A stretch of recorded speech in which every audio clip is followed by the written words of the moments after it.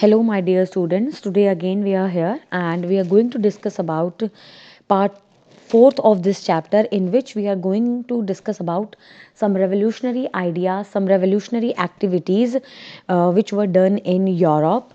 If I talk about the previous class, तो आप देखेंगे कि लास्ट टाइम हमने डिस्कशन कर लिया था कि कैसे कंजर्वेटिव्स जो हैं वो दोबारा आ गए थे 1815 में ट्रीटी ऑफ वियना के बाद।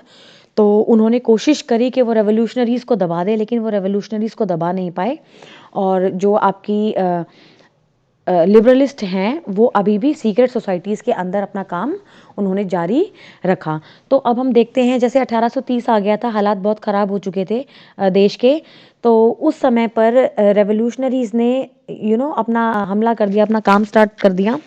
और जुलाई के अंदर फ्रांस में उन्होंने जो बर्बन किंग से, जो कि दोबारा से 1815 में वापस आए थे, इनको क्या कर दिया, वहाँ से हटाकर एक कॉन्स्टिट्यूशनल मोनार्की की इस्टेब्लिशमेंट करी। और ये कॉन्स्टिट्यूशनल जो मोनार्की थी, ये आपकी जिसमें जो रूलर जो बना, ये आई लुइस फिलिप के अंडर। ओके, तो जैसे फ्रांस में स्टार्ट हुआ ये रेवोल्यूशन, तो उसके बाद में धीरे धीरे करके बेल्जियम ने अपने आप को इंडिपेंडेंट किया यूके से, इट मीन्स यूनाइटेड किंगडम से। उसके बाद में ग्रीस जो ऑटोमन एम्पायर के कंट्रोल में था, उसने अपने आप को अलग किया, एक रेवोल्यूशन स्टार्ट करा, जिसको कि 1832 के अंदर इसको एक इंडिपेंडेंट नेशन बनाया गया ट्रीटी ऑफ कॉन्स्टेंटिनोपल के अंदर। और एक बात है इसमें जो हमें ध्यान रखनी है, वो ये है, Lord Byron, he was a poet. So what you have to remember about this, अभी एक नया आइडिया जो है वहाँ जहाँ जनरेट होता है, जिसके बारे में हमें बात भी करनी है, जिसे आप रोमांटिसिज्म के नाम से जानते हैं। आपने पढ़ा भी होगा इसे। रोमांटिसिज्म के बारे में मैं आपको थोड़ा सा बता देती हूँ, जिसमें कि हम लोग डिस्कशन करते हैं कि जो देश है हमारा, देश के अंदर सिर्फ लड़ाई करने से जो पावर है, सिर्फ लड़ाई करने से आपके हाथ में नहीं आएगी। अगर आप सच में नेशनलिज्म या नेशनलिस्ट की फीलिंग जगाना चाहते हो लोगों के अंदर, तो आप कल्चर को अपनाइए। कल्चर के अंदर आप अपने देश की आर्ट, अपनी पोएट्री, पुरानी कहानियाँ और म्यूज़िक को रिप्रेजेंट करिए। क्योंकि अगर फीलिंग्स लोगों के अंदर लानी है, उनको इमोशनली अटैच करना है नेशन के साथ, तो कल्चर उसमें बहुत ज़्यादा किफ़ायती रोल प्ले करता है। तो इसी तरीके से यहाँ पे लॉर्ड बायरन पोएट थे, इन्होंने बहुत ही अहम रोल प्ले किया था ग्रीस के रिवोल्ट में, ऑटोमन एम्पायर के खिलाफ, जहाँ पे उन्होंने अपनी पोएट्री से लोगों को भावुक किया, उनको इमोशनली अटैच करा देश के साथ में।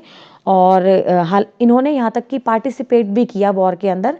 But in 1824 because of high fever he died. Okay, so आपको इनका नाम ध्यान रखना है, बिकॉज रोमांटिसिज्म में कुछ लोग हैं जिनका ध्यान आप बिल्कुल अच्छे से अपने माइंड में रखेंगे। तो जो रोमांटिसिस्ट होते हैं वो साइंस और रीज़न को बिल्कुल भी नहीं मानते। इट मीन्स टेक्नोलॉजी इन्हें बिल्कुल भी पसंद नहीं होती है। ये लोग ये कहते हैं कि आप अपने पास्ट को ग्लोरीफाइड करो, और जो हमारी हेरिटेज है, सदियों से जो चीज़ चलती आ रही है, जो हमारे देश को रिप्रेजेंट करती है, आप उस चीज़ को सहेज के रखें और उस चीज़ के थ्रू दिखाएं कि हम देखिए कितने ताकतवर देश से हम वास्ता रखते हैं। तो इसमें फिर एक जर्मन फिलोसोफर आते हैं जिनका नाम आप ध्यान रखोगे, जॉन गॉटफ्राइड। इन्होंने भी पोइट्री काफ़ी सारी लिखी हैं, और इन्होंने भी देश में फीलिंग्स जगाई है लोगों के अंदर कि अगर आप अपने कल्चर को दिखाते हैं, अगर आप फोक डांस करते हो, या फिर आप जो आपके देश के जो सॉन्ग्स हैं या गाना है, अगर आप उनको रिप्रेजेंट करते हो, तो उसके थ्रू जल्दी ही लोग भावुक हो जाते हैं। जैसे अगर अभी हम लोग बात करें, अगर इंडिपेंडेंस डे आता है या रिपब्लिक डे आता है, तो हम लोग काफ़ी सारे पैट्रियोटिक सॉन्ग सुनते हैं, जैसे सारे जहाँ से अच्छा, वंदे मातरम। तो इन सभी गानों को सुनकर ना जाने हमारे मन में एक अलग सा ही इमोशन सा जाग उठता है कि हाँ, मैं भारतीय हूँ, मैं भारत से वास्ता रखता हूँ, और मैं अपने देश के लिए ये कर सकता हूँ या वैसा कर सकता हूँ। तो उसी तरीके से उनका भी कहना था। तो ये दास वॉक का मतलब यहाँ पे है, ये 2 टर्म्स हैं जर्मन में ही, एंड वोक्सजिस्ट। दास वॉक का मतलब होता है यहाँ पे कॉमन पीपल, एंड वोक्सजिस्ट है, इसका मतलब है स्पिरिट ऑफ नेशनलिज्म। वो ये कहते हैं कि आप सच में चाहते हो देश के अंदर नेशनलिज्म की फीलिंग लेकर आना, आम जनता को आप चाहते हो कि वो नेशनलिज्म को जाने, तो आप फिर फोकस करिए अपने देश की कलेक्टिव हेरिटेज, पोइट्री या फिर कल्चर के ऊपर। तो इस तरीके के आइडियाज़ रोमांटिसिस्ट जो होते हैं वो फॉलो करते हैं। सेम उसी तरीके से पोलैंड में आप देखोगे, पोलैंड ने जब अपना रेवोल्यूशन स्टार्ट करा, या आपने रेबेलियन किया था 1831 में रशिया के खिलाफ, तो रशियंस ने ज़बरदस्ती इनके ऊपर रशियन लैंग्वेज इम्पोज कर दी थी। तो जिसको कि जो पोलैंड के लोग थे, जैसे चर्च के जो हाई पॉप होते हैं, इन सब लोगों ने जताया कि हम लोग सिर्फ और सिर्फ अपनी लैंग्वेज को यूज़ करेंगे, हम पॉलिश को यूज़ करेंगे, क्योंकि वो दिखाती थी कि हम एकजुट रह के हम देश के अंदर हैं। तो उन लोगों ने अपनी वर्नैक्युलर लैंग्वेज को ज़्यादा इंपॉर्टेंस दी। तो यहाँ पर भी आपको एक पोइट है, इनका नाम ध्यान रखना है, Karol Kurpinski. He use operas, music, folk dances to represent the ideas of Polish community to show their unity and integrity against the Russian people. Okay, तो इस तरीके से जो है रोमांटिसिस्ट के बारे में आपको थोड़ी बहुत बातें जो है वो ध्यान में रखनी है। इसी में आपकी बुक में ग्रिम ब्रदर्स के बारे में भी दिया हुआ है, आप चाहें तो थोड़ा सा उसके बारे में भी पढ़ सकते हैं। ओके, चलिए अब हम यहाँ पे देख लेते हैं कि 1830 आते आते देश के अंदर भुखमरी, अनएम्प्लॉयमेंट बिल्कुल भी नहीं था। तो जिसकी वजह से रेवोल्यूशन की एक हाई पीक पर पहुंचने के बहुत ही ज़्यादा चांसेस बढ़ चुके थे।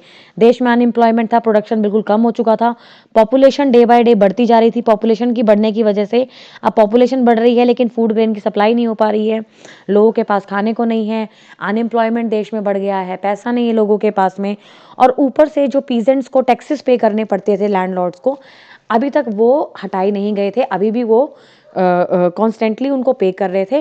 तो एक ये चीज़ भी उनके दिमाग में उनको बहुत ज़्यादा परेशान कर रही थी। तो हालात ऐसे थे कि this 1830s time period gave a kind of stink in the mind of revolutionaries कि उन्हें अब देश में मोनार्की के खिलाफ, कंजर्वेटिव्स के खिलाफ एक बड़ा रेवोल्यूशन कर देना चाहिए और इनको उखाड़ कर फेंक देना चाहिए। तो हम रेवोल्यूशंस के बारे में अब देखते हैं कि 1848 आते आते तो फिर वही फ्रांस में लुइस फिलिप मजबूर हो गया, क्योंकि जो लोग हैं वो सड़कों पर उतर आए थे, उनके पास खाने पीने को नहीं था, वो पेरिस की सड़कों पर उतर आए थे। तो जिसकी वजह से जो रेवोल्यूशनरीज हैं उन्होंने अपना रेवोल्यूशन स्टार्ट करा, उन्होंने अपनी नेशनल असेंबली बनाई, जिसके अंदर उन्होंने ये कहा कि मेंबर्स को हम इलेक्ट करेंगे, जिसमें सफरेज राइट्स दिए गए लोगों को नेशनल असेंबली के मेंबर्स को इलेक्ट करने के, लेकिन उसमें सिर्फ जो भी 21 साल से ऊपर उम्र के जितने भी आदमी थे उनको ये वोटिंग राइट्स मिले थे। और इन्होंने ये कहा कि देश में सभी लोगों को काम करने का अधिकार है ताकि एम्प्लॉयमेंट आए, और एम्प्लॉयमेंट आएगा तो उससे थोड़ा बहुत लोगों को पैसा मिल पाएगा, और उस पैसे से फिर वो अपने देश की जो इकोनॉमिक डेवलपमेंट है, जो इकोनॉमिक परिस्थिति सिचुएशन थी, उसको थोड़ा बहुत ठीक कर पाएंगे। तो आगे आने वाली क्लास में मैं आपको ये बताना चाहती हूँ कि जैसे फ्रांस में ये रेवोल्यूशन यहाँ पे स्टार्ट हो गया है दोबारा से, और लुइस फिलिप इसमें जो है वो डर के भाग गए थे, क्योंकि जब सिचुएशन ऐसी है तो उनके पास और कोई चारा बचा नहीं, क्योंकि वो सिचुएशन को नहीं संभाल पा रहे थे। तो फिर उसके बाद जर्मनी में ये रेवोल्यूशन आया, फिर इटली, फिर पोलैंड, फिर ऑस्ट्रिया हंगरी, ऐसे करके वन बाय वन सभी जगह ये जो रेवोल्यूशन की है धारा वो बहती चली गई।